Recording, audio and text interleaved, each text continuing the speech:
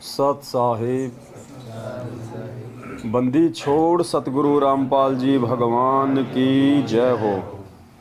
परमपिता परमात्मा सारी सृष्टि के रचनहार, कुल मालिक, असंख्य ब्रह्मांडों के स्वामी, जगत गुरु, तीनों लोकों में प्रवेश करके सबका भरण पोषण करने वाले संत शिरोमणि सतगुरु रामपाल जी परमेश्वर जी के चरण कमल में हम सभी सत्सेवक भाई बहनों का कोटि कोटि दंडवत प्रणाम।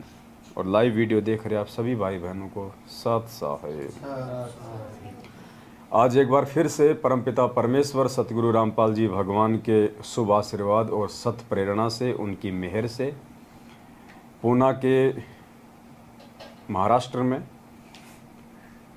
आज दिनांक 23 जुलाई 2022 को सात संगति का ये दूसरा दिन है। एक बार फिर से परमात्मा ने पूना में दया बख्शी है। सभी भाई बहन मिलके परमेश्वर की सात संगति में बैठे हुए हैं, ज्ञान चर्चा के लिए बैठे हुए हैं। विशेष मेहर सतगुरु रामपाल जी भगवान की। पुण्यात्माओं, ये सात संगतियाँ जो परमेश्वर ने हमें दी है, ये हमारे को भक्ति मार्ग पे विश्वासी बनने के लिए दी है, ताकि हम किसी भी ऐरे गहरे व्यक्ति की बातों में आके, किसी भी ऐसे व्यक्ति के बहकावे में आके जो या तो हमारे परमपिता परमेश्वर जी से, उनके इस मार्ग से, या हम भाई बहनों से राग द्वेष ईर्ष्या रखता है, या जो आत्मा जो है काल प्रेरित है। तो परमेश्वर हमारे को इतना दृढ़ विश्वासी बनाना चाहते हैं कि अगर ब्रह्मा विष्णु महेश भी आध्यात्मिक ज्ञान चर्चा के लिए अगर तुम्हारे सामने आ जाए तो भी तुम मार ना खाओ और उनको उल्टा मुंह की खा के जानी पड़े। इतने विश्वासी परमात्मा हमें इस ज्ञान को लेके जो है बनाना चाहते हैं। अब ये आप और हमारे ऊपर निर्भर करता है कि हम कितना विश्वासी बनना चाहेंगे और कितना नहीं बनना चाहेंगे। भगत समाज के विषय में परमात्मा ने बताया कि भगत समाज शुरू से ही बेचारा भोला होता है और उसके भोलेपन का फ़ायदा हमेशा से उन विद्वान लोगों ने उठाया है जो थोड़े बहुत अक्षर ज्ञान युक्त हुआ करते थे। जैसे पहले के समय में अक्षर ज्ञान हर किसी को नहीं होता था, ना किसी को पढ़ाई लिखाई का अधिकार होता था, एक दो जाति वालों को छोड़ के। तो जो लोग अक्षर ज्ञान युक्त थे उन्होंने सदा नीचे तमगे वाले लोगों का फ़ायदा उठाया, उनका शोषण किया। तो परमेश्वर ने बताया कि पुण्यात्माओं, 4 युगों से तुम लोग केवल शोषण का शिकार होते आए हो। ये चौथा युग मैंने जो तुम्हें दिया है भक्ति के लिए, तुम सबको मैंने अक्षर ज्ञान से युक्त कर दिया है। अब ये जो चौथा युग है, विशेषकर बिचली पीढ़ी का समय, ये परमात्मा ने भक्तों का समय बताया है। इस समय सब लोग परमात्मा को पहचानेंगे, सब लोगों को परमेश्वर की जानकारी होगी, सभी अपना आत्म कल्याण करवाएंगे। अब इस आत्म कल्याण के मार्ग में काल भी कोई कमी, कोई कसर नहीं छोड़ेगा जीव आत्माओं को भ्रमित करने की। और काल की एक दूसरी चाल परमात्मा ने बताई कि काल केवल अपने लोगों के बीच में आके ही हमारे को भ्रमित करने का कुप्रयास करेगा। तो हमने बहुत ही सावधान रहना है। कोई भी व्यक्ति किसी भी प्रकार से यदि हमारे अंदर शंका पैदा करने का प्रयास करे, चाहे वो जगत वाला हो, चाहे रिश्तेदार हो, चाहे हमारे भगत भाई बहन हो। जगत वाले तो केवल देवी देवताओं को लेके ही हमारे को भ्रमित करेंगे कि तूने वो छोड़ दिया, तूने बालाजी पूजना छोड़ दिया, तूने वो देवी देवता छोड़ दिए, तेरे साथ ये हो जाएगा, वो हो जाएगा, तू नास्तिक बन गया, तू मुसलमान बन गया, तूने हिंदू धर्म छोड़ दिया। वो तो इस प्रकार के हमारे को जो है ताने देंगे। और जो हमारे भाई बहन होंगे, हमारे भाई बहनों को लगेगा कि ये हमारे से कुछ ज़्यादा ऊपर बढ़ रहा है, इसका जो वर्चस्व है, इसकी जो जान पहचान है, वो संगत में थोड़ी ज़्यादा ऊंची बढ़ रही है, तो वो हमारी जो है टांग खींचना शुरू करेंगे उल्टी सीधी बातें करके। तो आज मालिक ने सैकड़ों की संख्या में अपने सत्सेवक बच्चों पे, सत्संग तो वैसे हजारों की संख्या में है, लाखों की संख्या में है, लेकिन एक दूसरे भाई बहनों को समझाने की जो दया परमात्मा ने बख्शी है, वो केवल चंद सत्सेवकों के ही ऊपर है।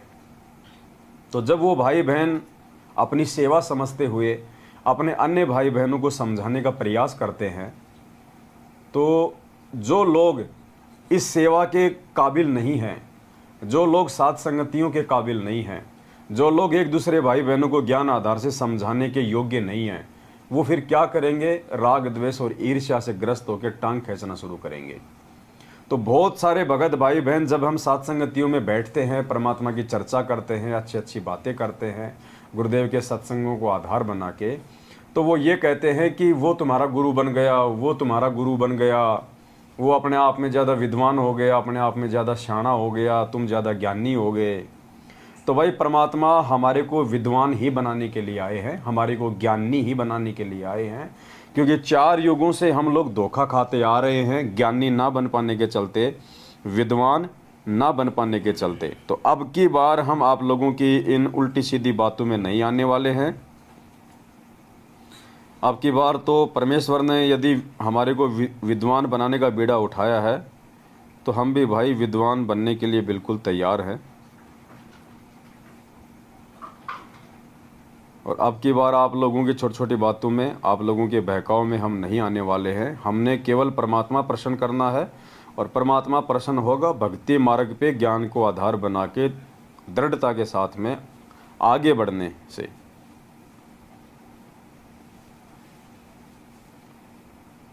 कुछ एक परमात्मा के सत्संग हैं जो हम साथ में लेके चलेंगे।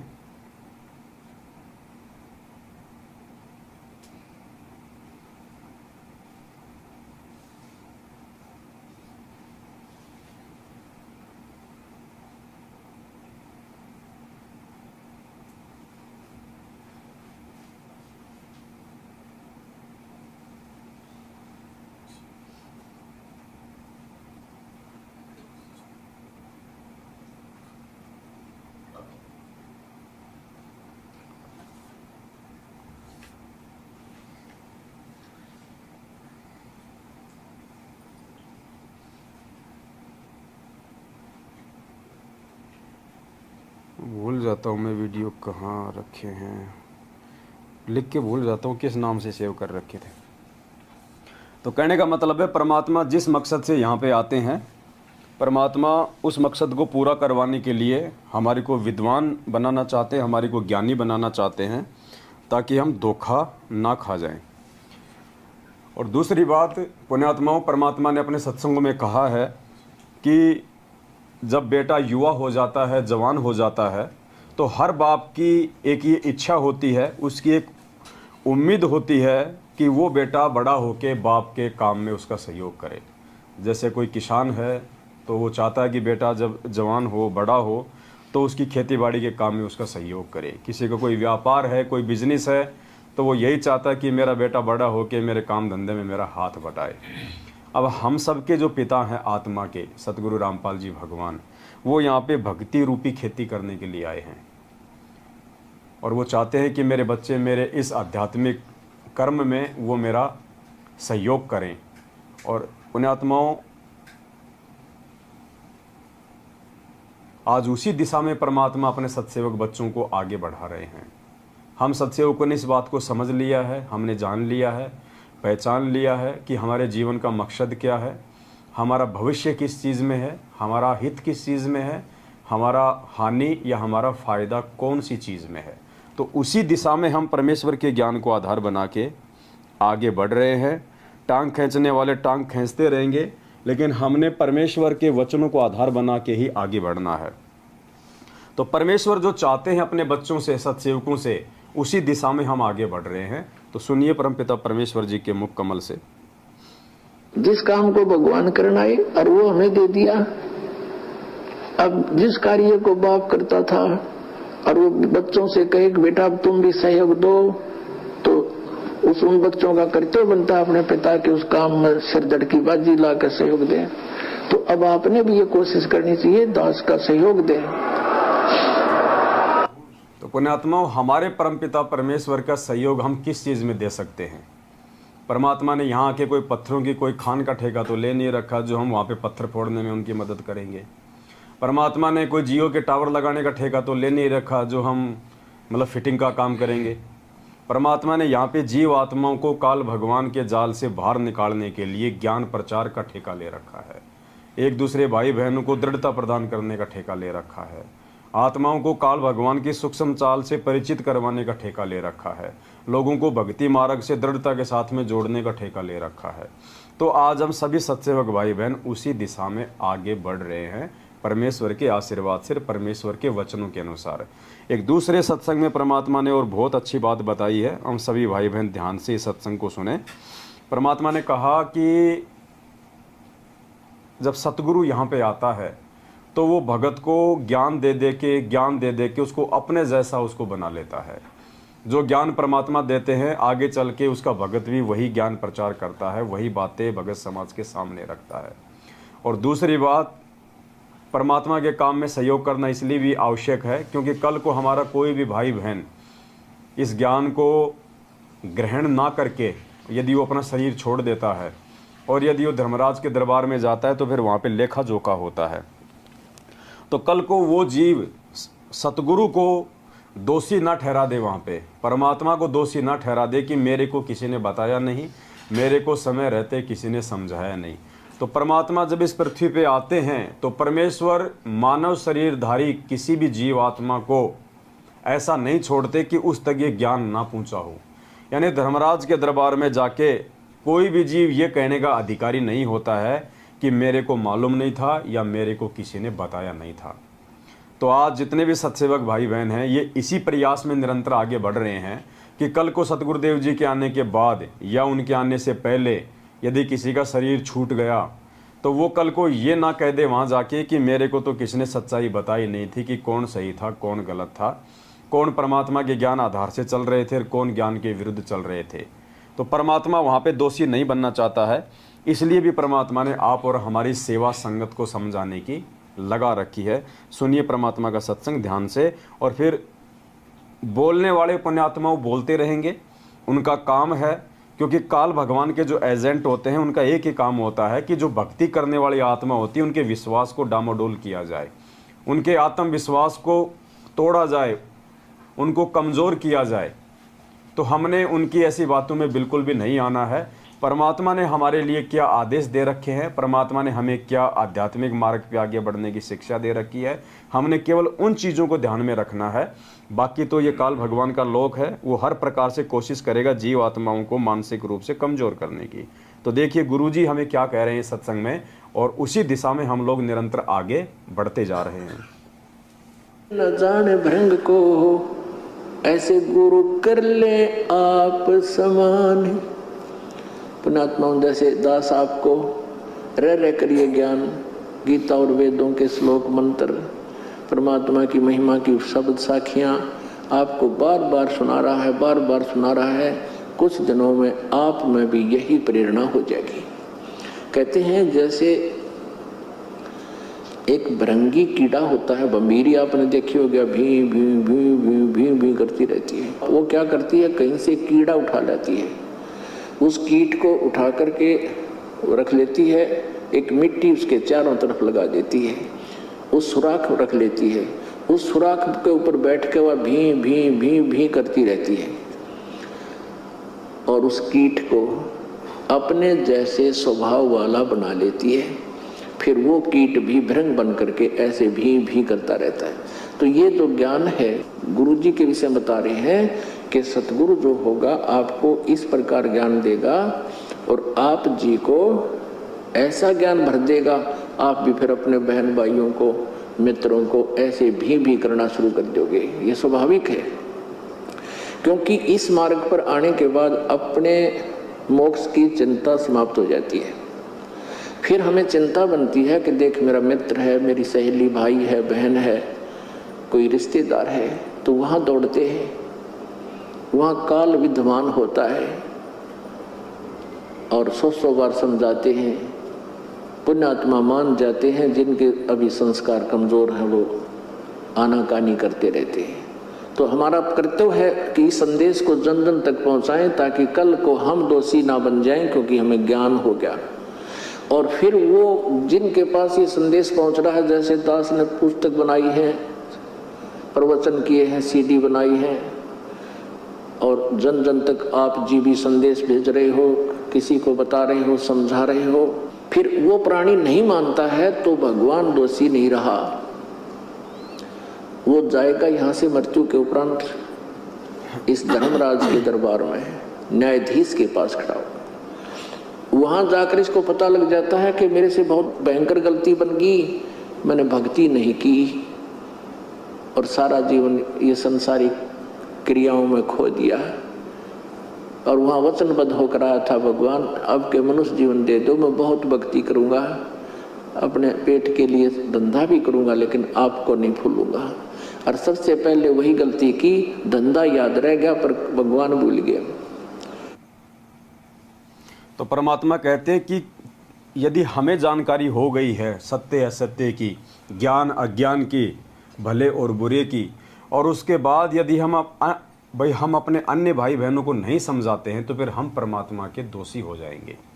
तो हमें इस बरवाला कांड का जो षड्यंत्र है इसकी हमें पूरी जानकारी हो गई है, और वर्तमान में परमेश्वर ने जो ज्ञान दिया है 27 वर्षों से, वो भी परमात्मा ने सद्बुद्धि देके हमें समझा दिया है। इसलिए हमारी जिम्मेदारी बनती है कि हमारे जो अन्य भाई बहन हैं जो अभी इस स्तर पे नहीं पहुँचे हैं और जो काल भगवान के एजेंटों के झांसे में हैं, तो हमारा ये परम कर्तव्य बनता है कि हम उन भाई बहनों तक संदेशा पहुंचाएं ताकि वो अपनी मर्यादाओं को बचाएं, उन काल प्रेरित लोगों का साथ छोड़ें और अपनी भक्ति में आगे बढ़ें, परमात्मा को जो है वो प्रसन्न करें। तो ये हमारी जिम्मेदारी बनती है और इस जिम्मेदारी को ना निभा के हम परमात्मा के दोषी नहीं बनना चाहते हैं। तो ये छोटी छोटी बातें थी जो आम तौर पे भाई बहन नहीं समझ पाते हैं, तो उनका थोड़ा सा भ्रम निवारण करना भी ये ज़रूरी होता है, ताकि हम आपस में बैठ के इस प्रकार से जो परमात्मा की चर्चा कर रहे हैं तो अपने मन में कोई शंका पैदा ना करे कि भाई वो तुम्हारा गुरु बन गया, वो तुम्हारा लीडर है, वो तुम्हारा नेता है। ये कोई राजनीतिक पार्टी नहीं है, ये आध्यात्मिक मार्ग है परमात्मा का। और परमात्मा कहते हैं कि गुरु से ज्ञान होने के बाद में, और ये ज्ञान भी ऐसा ज्ञान है जो पूरी दुनिया में नहीं है, आज से पहले ना ये ज्ञान किसी ने दिया ना कोई जानता था। परमात्मा ने आके ये ज्ञान दिया है आज 8 सितंबर 1951 को धरती पे प्रकट होके। तो ये ज्ञान पुण्यात्माओं या तो वो परमात्मा जानता है या परमात्मा से इस ज्ञान को जो प्राप्त उसके बच्चे हैं वो जान सकते हैं, वो बता सकते हैं। तो आज हमारे पूज्य गुरुदेव जी हिसार जेल में बैठे हुए हैं, उनकी गैर हाजिरी में उनके बच्चों को जो काल भगवान के जाल में फंसाया जा रहा है, उनकी मर्यादा तोड़वा के काल भगवान के बाड़े में भेजा जा रहा है। तो फिर ये हम जैसे भाई बहनों के सत्सेवकों की ये जिम्मेदारी बन जाती है कि हम अपने भाई बहनों को हर संभव कोशिश करके उन तक हम ये ज्ञान पहुंचाएं, जानकारियां पहुंचाएं, ताकि वो उधर से निकलें, साथ संगति से जुड़े, इस सत्य के मार्ग से वो जुड़े। तो ये मन में छोटी छोटी जो खरपतवार है काल भगवान बीच बीच में कुछ काल प्रेरित लोगों के अंदर प्रेरणा करके संगत में पैदा करवाता रहता है, तो हम उनकी बातों में ना आए, हम उनके झांसे में ना आए, और हम विश्वास और दृढ़ता के साथ में कि परमात्मा ने हमारे कोई अनमोल सेवा बख्शी है, और ये सेवा जो आज हम सत्सेवक कर रहे हैं ये युगों युगों बाद परमात्मा अपनी किसी आत्मा की झोली में डालता है। हर किसी के बस की बात नहीं है सतगुरु रामपाल जी भगवान के मार्ग में, उनके मिशन में उनका सहयोग देना। ये केवल कुछ बिरले आत्मा होती हैं जिन पे परमात्मा ये रजा बख्शता है, क्योंकि हर व्यक्ति हर भगत इन सेवाओं के काबिल नहीं होता। परमात्मा कहते हैं गुरु पद सेव बिरला कोई, जहाँ पर कृपा साहिब की होई।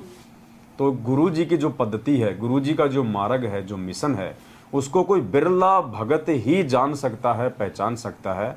तो पुण्यात्माओं, उन बिरले भक्तों की सूची में हम सत्सेवकों को परमात्मा ने लाके खड़ा किया है। तो हमने इन छोटी छोटी बातों पे ध्यान नहीं देना है, हमने अपने मिशन को नहीं भूलना है, हमने निरंतर आगे बढ़ना है। और वैसे भी जिस आदमी को पहाड़ पे चढ़ना होता है वो फिर चूहे और बिच्छुओं के काटने की टेंशन नहीं करता है। चूहे और बिच्छू तो आएंगे उसके मार्ग में उसको रोकने के लिए, लेकिन वो चूहे और बिच्छुओं की चिंता नहीं करता है। तो कुछ एक हमारी संगत वाले ही काल प्रेरित भाई बहन अपनी जो छोटी मोटी अटपट जो फेसबुक पे, व्हाट्सएप पे कमेंट्स वगैरह के माध्यम से, मैसेज वगैरह के माध्यम से जो करते रहते हैं, जो हमारा मनोबल कमज़ोर करने का जो कुप्रयास करने की कोशिश में रहते हैं, हमने ऐसे लोगों से भी सावधान रहना है। और किसी भी अरे गहरे व्यक्ति के कुछ भी बोलने से, कुछ भी कहने से हमने अपने मकसद से पीछे नहीं हटना है। सब परमात्मा हमारे साथ में है, परमात्मा की दया से ही ये सात संगतियाँ हो रही है। परमात्मा की रजा से ही हम इतनी दूर दूर से आते हैं और परमात्मा की विशेष मेहर से हम उनके द्वारा दिए गए ज्ञान के ऊपर विवेचन करते हैं, विचार विमर्श करते हैं। अन्यथा पुण्यात्मा, ये जीव के बस की बात नहीं है कि परमेश्वर के द्वारा दिए गए ज्ञान पे भी वो चर्चा कर सके, क्योंकि ये चर्चा करने के लिए भी बहुत कुछ चीज़ों की आवश्यकता होती है। अगर आपके मुख से कोई भी बात इधर उधर की निकल गई और वो चीज़ रिकॉर्ड हो जाती है और आपके द्वारा यदि कोई उल्टा विचार दे दिया गया, ज्ञान विरुद्ध विचार दे दिया गया और उस विचार को यदि किसी आत्मा ने भोलेपन में फॉलो कर लिया, तो आप कितने बड़े जो है आप दोषी हो जाओगे परमात्मा के।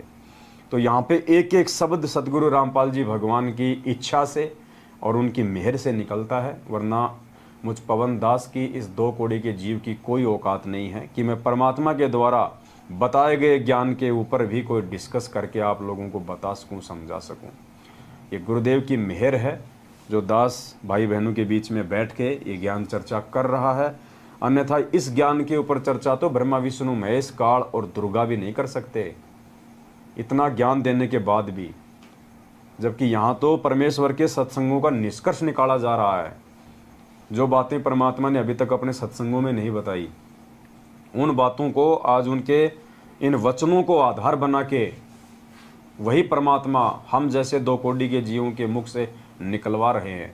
तो ये परमेश्वर की विशेष मेहर है और इस मेहर के काबिल कोई विशेष आत्माएं होती हैं। ऐरी गहरी आत्मा सात संगतियों में नहीं आ सकती, नहीं जुड़ सकती। और यदि ऐरा गहरा व्यक्ति कोई अपने आप में शाना बन के सात संगति में आ भी गया, जुड़ भी गया, तो पुण्यात्मा ज़्यादा दिन वो नहीं टिक पाएगा, क्योंकि सूअर की आदत होती है जब तक उसको गंद खाने को ना मिले वो नहीं टिक पाएगा। आप सूअर को 5 स्टार होटल में बैठा दोगे, सामने लड्डू जलेबी रसगुल्ले रख दो, उसको रास नहीं आएगी, वो चीज़ बिल्कुल रास नहीं आएगी।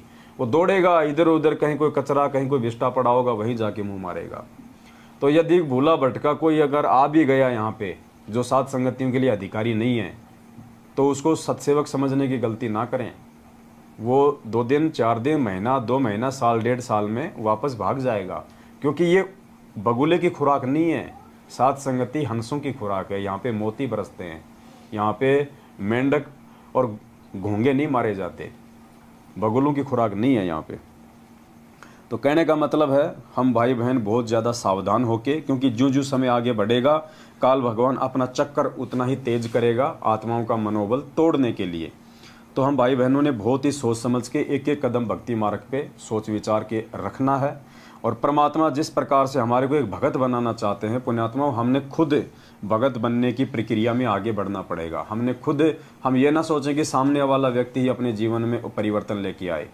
हमने खुद भी अपने जीवन में परिवर्तन लेके आना पड़ेगा। एक भगत के परमात्मा ने क्या लक्षण बताए, कितनी आधीनी, कितनी विनम्रता, कितना एक दूसरे को सुनना और किस प्रकार से सोच समझ के इस मार्ग पे आगे चलना, उस प्रकार से हमने चलना पड़ेगा। अगर हम ऐसे ही आते रहे, मालिक को भोग लगाते रहे, ज्ञान चर्चा होती रही और यदि हमने अपने जीवन में उन चीज़ों को नहीं ढाला, नहीं उतारा, तो कोई फ़ायदा नहीं, उल्टा हम परमात्मा के ही दोषी बन जाएंगे। तो कहने का मतलब है हमने ये नहीं देखना कि वो सतलोक जाएगा कि नहीं जाएगा, वो भगत बनेगा कि नहीं बनेगा, वो भाड़ में जाए। हमें उन चीज़ों से कोई लेना देना नहीं। हमने सबसे पहले अपने आत्म कल्याण की टेंशन होनी चाहिए कि मुझे भगत बनना है, मुझे परमात्मा की मेहर के काबिल बनना है, मुझे अपना आत्म कल्याण करवाना है। तो सबसे पहले हम परमेश्वर की मेहर के काबिल बने। परमात्मा हमारे को जिस कैटेगरी का भगत बनाना चाहते हैं उस कैटेगरी में हम अपने आप को ढालें, उनके वचनों के अनुसार हम परमात्मा को ये भक्ति करके मर्यादा में रह के परमेश्वर को हम प्रसन्न करें। तो लगातार दया हो रही है परमात्मा की। आज 23 जुलाई 2022 को एक बार फिर से महाराष्ट्र के पूना में सात संगति की मेहर हुई है। और जैसा कि परमात्मा ने हमारे को ये अनमोल पुस्तक दे रखी है, मुक्ति बोध, और इसमें इतनी कथाएं हैं, इतने सारे टॉपिक हैं कि हम रोज़ सात संगति इस पुस्तक को आधार बना के कर सकते हैं। और ऐसे ऐसी बातें इसमें हैं जिनको यदि हम अपने जीवन में ढाल लें तो पुण्यात्मा हमारे को भगत बनने में देरी नहीं लगेगी। तो परमात्मा की दया है, आज हम इस पवित्र पुस्तक मुक्ति बोध से पेज नंबर 77 लेते हैं। और इसमें एक कथा है सुदामा जी की कथा। सुदामा जी की आज इस कथा को हम लेके चलेंगे और हम परमपिता परमेश्वर से सद्बुद्धि की भीख मांगते हैं कि हे परमपिता परमात्मा, आपने इस कथा के अंदर जो सार, जो रहस्य छुपा रखा है, और इस कथा के माध्यम से आप अपने बच्चों को जो समझाना चाहते हैं, हमारे लिए जो चीज़ इसमें उपयोगी है, परमेश्वर आप हमें उस चीज़ को समझने की दया बख्शें, मेहर बख्शें, और परमात्मा उन क्रियाओं को हम अपने जीवन में लागू कर सकें, इतनी हमारे को हिम्मत भी दें। तो आज सतगुरु रामपाल जी भगवान के आशीर्वाद से, उनकी मेहर से, हम उन्हीं के द्वारा रचित पुस्तक मुक्ति बोध के पेज नंबर 77 से भगत सुदामा जी की कथा को आधार बना के, और हम अपने जीवन में इस कथा को कितना ढाल सकते हैं, हमारे लिए ये कथा कितनी उपयोगी है, इस बात को हम लेके चलेंगे। तो देखिए पुण्यात्माओं, ये जो कथा है, इस कथा में परमात्मा ने भगत और भगवान के बीच में जो मर्यादा होती है, जो रिश्ते होते हैं, जो प्यार और प्रेम होता है, वो परमात्मा ने समझाने का पूरा प्रयास किया है। तो हमने बहुत ही सावधानी से एक एक शब्द को सुनना है, और फिर हमने ये निष्कर्ष निकालना है, जब श्री विष्णु के अवतार श्री कृष्ण जी और सुदामा जी, जो ना ही तो श्री कृष्ण जी जो है वो कोई तत्वदर्शी संत थे, ना उनको कोई परमात्मा की जानकारी थी, ना कोई ज्ञान था, ना उनके पास में जन्म और मृत्यु का कोई समाधान था, और उनके जो परम भगत थे सुदामा जी, ना कोई सुदामा जी को ज्ञान था, ना सुदामा जी के पास में कोई मोक्ष मंत्र थे। लेकिन इतना सब कुछ ना होने के बावजूद भी जो चीज़ें हमारे पास में है, क्योंकि हमारे को पूर्ण परमात्मा सतगुरुदेव जी के रूप में उपलब्ध हैं, परमात्मा ने हमारे को पूर्ण ज्ञान दे दिया है, पूर्ण मोक्ष मंत्र दे दिए हैं, सतलोक जाने की पूरी विधि बता दी है। उसके बाद हमें क्या, हमारे पास में अगर कोई चीज़ की कमी रहेगी तो सिर्फ भगतपणे की कमी रहेगी। तो जो भगतपणा सुदामा जी में था, अगर वो भगतपणा, वो भगत के लक्षण, वो अधीनता, वो प्रेम, वो सूझबूझ, यदि सतगुरु रामपाल जी भगवान के शरण में रहते रहते हम ले आएँ अपने जीवन में, तो पुण्यात्माओं गारंटेड हमारा मोक्ष है, कोई रोक नहीं सकता। इसीलिए परमात्मा ने ये अनमोल ग्रंथ और ये कथाएं हमारे को दी हैं, ताकि हम इनसे निष्कर्ष निकालें और उन महात्माओं के जीवन को आधार बना के हम उनके जैसा बनने का हम प्रयास करें। तो जो मौका मोक्ष प्राप्त करने का सुदामा जी के पास में नहीं था, इतने अच्छे साधक होने के बावजूद, पुण्यात्माओं आज वो मौका परमात्मा ने आप और हमें दे दिया है।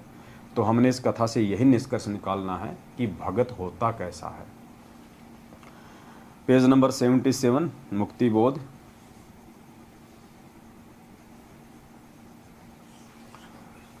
श्री कृष्ण जी तथा ब्राह्मण सुदामा जी सहपाठी क्लास फेलो थे।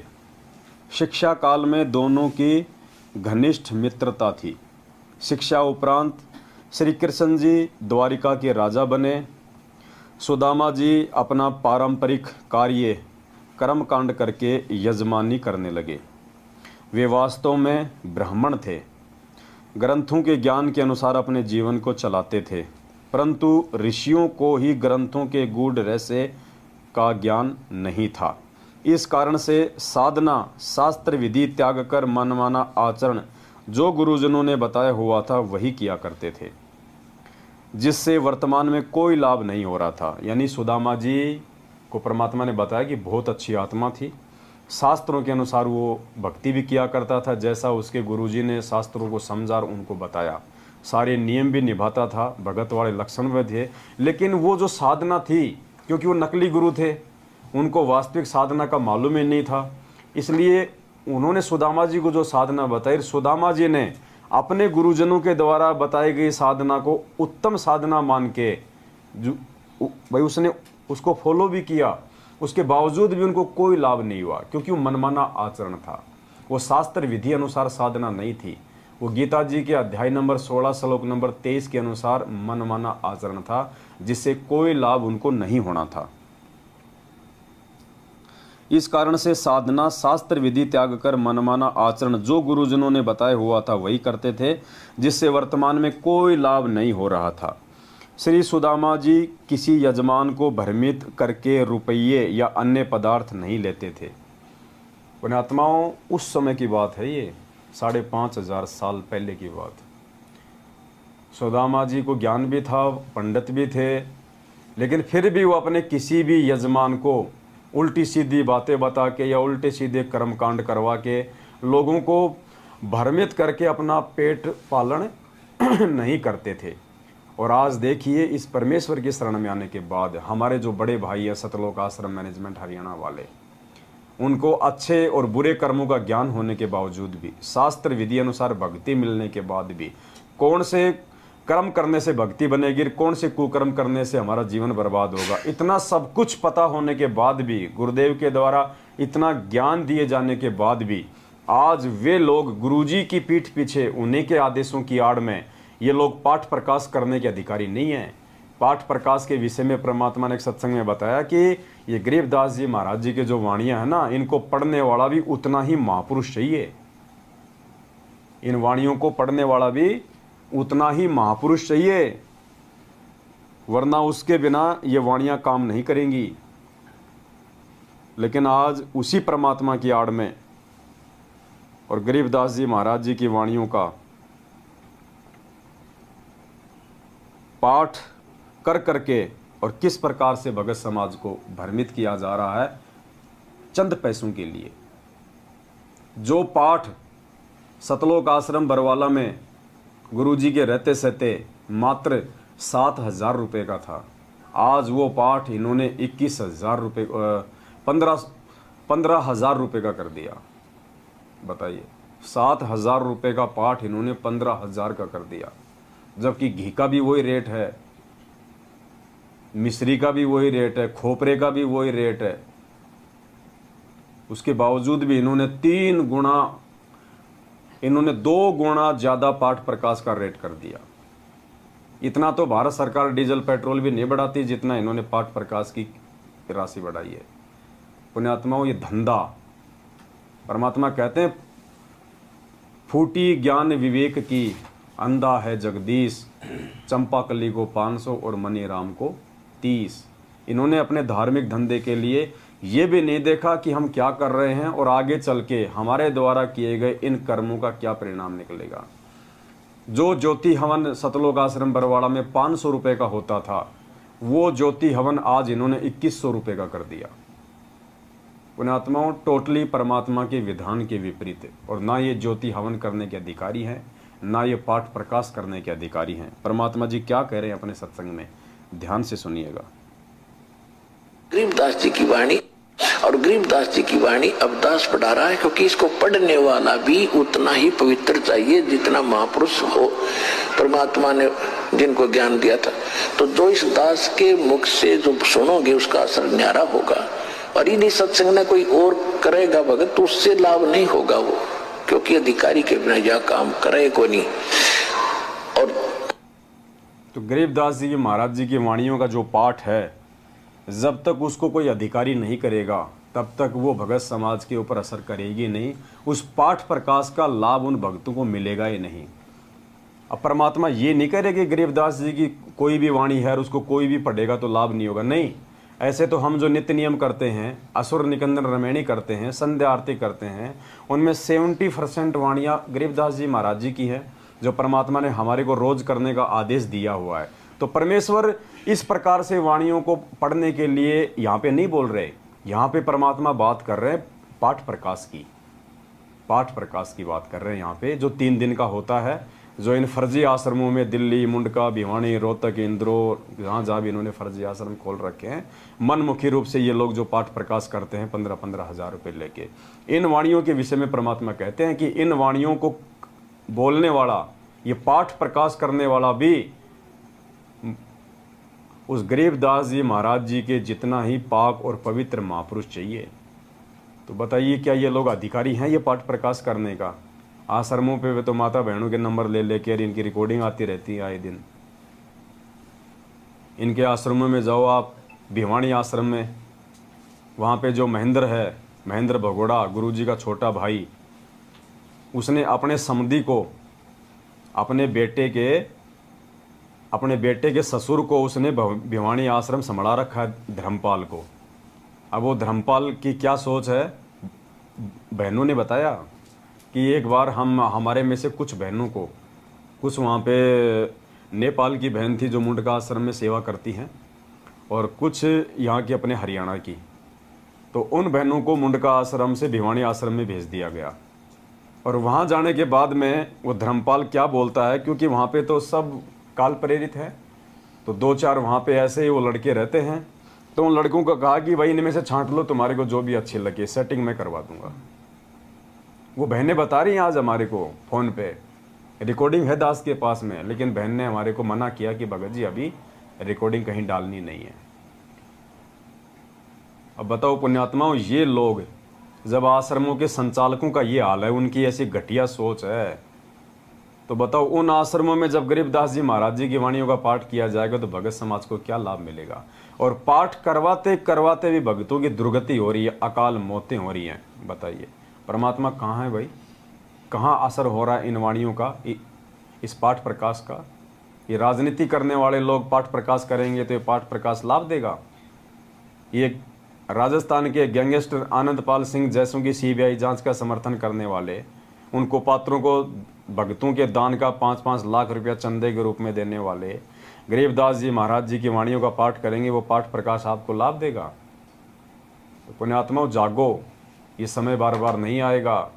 परमात्मा हर प्रकार से हमारे को समझाना चाहते हैं। हमने 27 साल से भगवान की बातों को तवज्जो नहीं दी, महत्व नहीं दिया, लेकिन आज इन सात संगतियों के माध्यम से पुण्यात्माओं इन चीज़ों को समझो।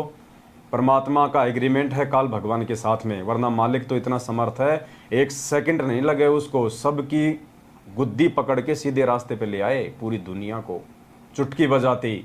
लेकिन वो परमात्मा ने नहीं करना है। अगर वही करना होता तो परमात्मा को इस गंदे लोक में आके 27 साल से दुख क्यों भोगने पड़ते।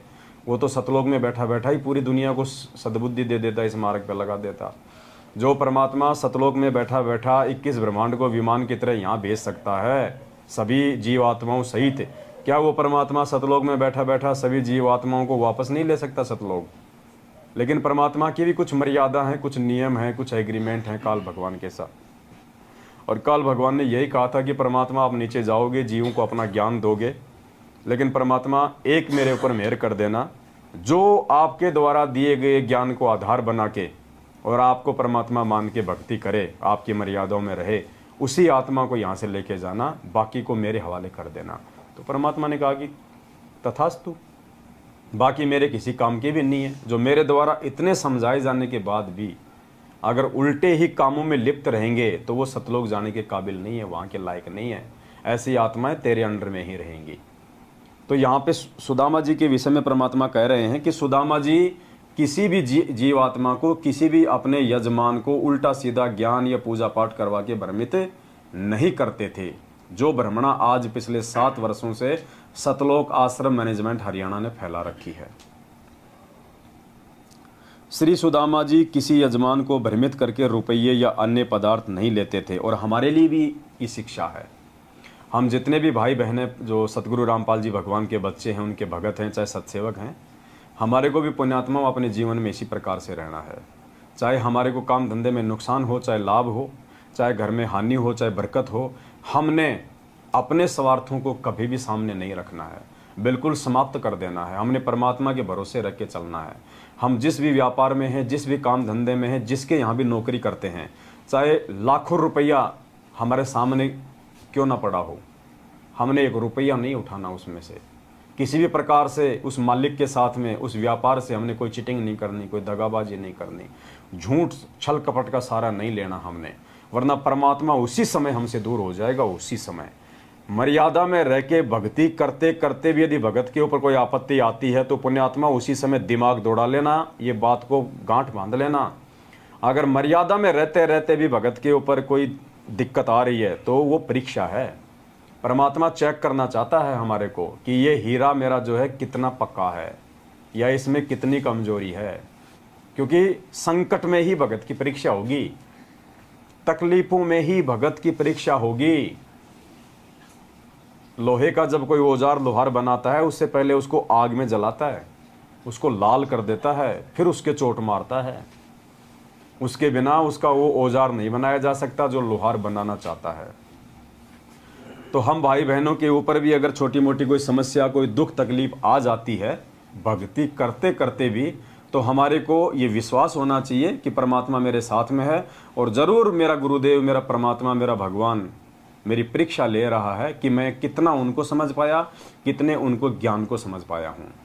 मान लीजिए किसी के ऊपर कोई आर्थिक समस्या है, कोई पैसे की समस्या है, बच्चों की फीस नहीं भर पा रहा, मकान का किराया नहीं भर पा रहा, गाड़ी की वो किस्त नहीं भर पा रहा, तो उस समय उसकी वो परीक्षा है परमात्मा की तरफ से।